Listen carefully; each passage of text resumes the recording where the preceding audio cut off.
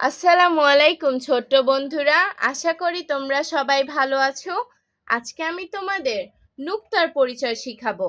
চলো শুরু করি। বিসমিল্লাহির রহমানির রহিম। প্রথমে আমরা শিখব নুক্তা কাকে বলে।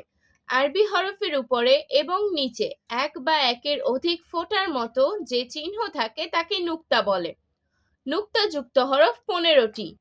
বা, তা, সা, জিম, খ, জাল, জা, শিন, দদ, জ, গাইন, ফা, কফ, নুন, ইয়া। এখন আমরা শিখব নুক্তাবিহীন হরফ।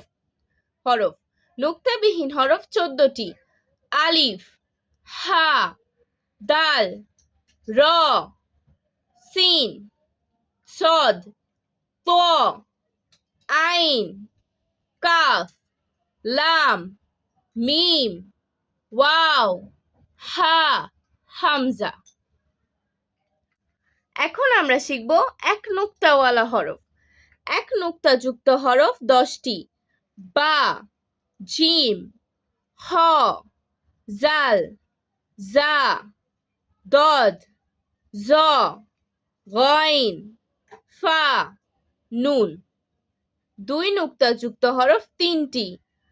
তা, কফ, ইয়া। তিন নুক্তা যুক্ত হরফ 2টি। সা, সিন। আজ আর নয়, ভালো ভাববে, ভালো থাকবে। আল্লাহ হাফেজ।